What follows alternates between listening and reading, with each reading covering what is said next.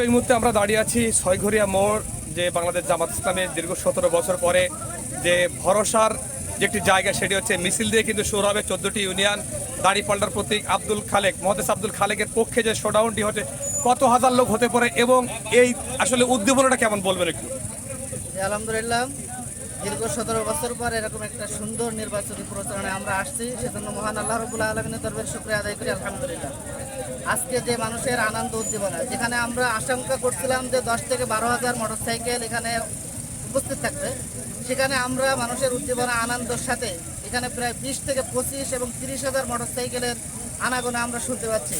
তার ক্ষেত্রে যদি আমরা লোক ধরি, তাহলে প্রত্যেকটা মোটরসাইকেলে যদি 2 জন করে ধরি, তাহলেও 60,000 থেকে 70,000 লোক এখানে আগমন করছে এবং প্রত্যেকটা মানুষের মধ্যে যে একটা আনন্দ উদ্দীপনা বিরাজ করছে এবং মহান আল্লাহ রাব্বুল আলামিনের শুকরিয়া আদায় করেই আমরা এই যাত্রাপথে শুরু করছি ইনশাআল্লাহ।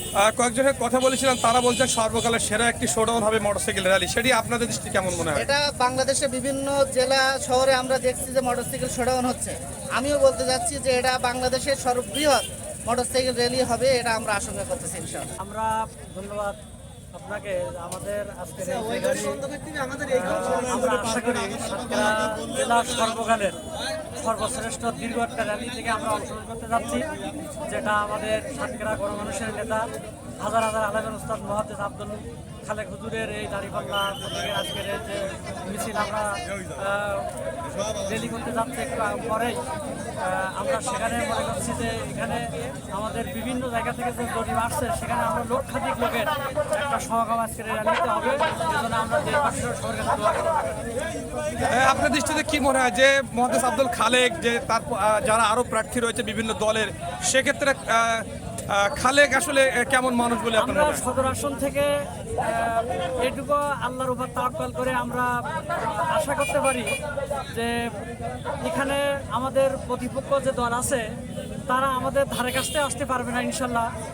লক্ষ লক্ষ ভোটের ব্যবধানে সাতক্ষীরা সদরে মহাদেশ আব্দুল খালেক বিপুল ভোটে জয়লাভ করবেন।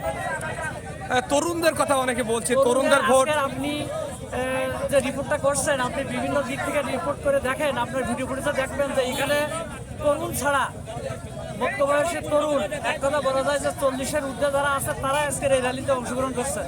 অতএব আমাদের কেন্দ্রীয় আমির জামাতের নির্দেশনা যে তরুণ প্রজন্মের প্রথম ভোট দাঁড়িপাল্লার পক্ষেই হোক, সেটাকে সামনে নিয়েই আমরা আমাদের এই জনপদে আমরা কাজ করে যাচ্ছি।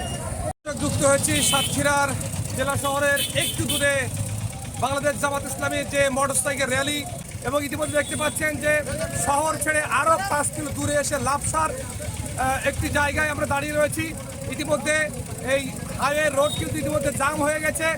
যারা এই মুহূর্তে দেশ এবং দেশের বাইরে থেকে দেখছেন, আমরা জানি দীর্ঘ 17 বছর পরে বাংলাদেশ জামাত ইসলামীর সাতক্ষীরার 2 আসনে মাননীয় সংসদ সদস্য পদপ্রার্থী দাঁড়িপাল্লার কান্ডারি গণমানুষের নেতা জনাব আলহাজ মহাদেশ আব্দুল খালেকের পক্ষে যে আজকে মোটরসাইকেল র্যালি, আমরা দেখতে পাচ্ছি ইতিমধ্যে যে মোটরসাইকেল তারা কিন্তু উৎপেতে আছে, কখন সেই সিগন্যালটি আসবে তখন কিন্তু এই 14টি ইউনিয়ন তারাই প্রদক্ষিণ করবে।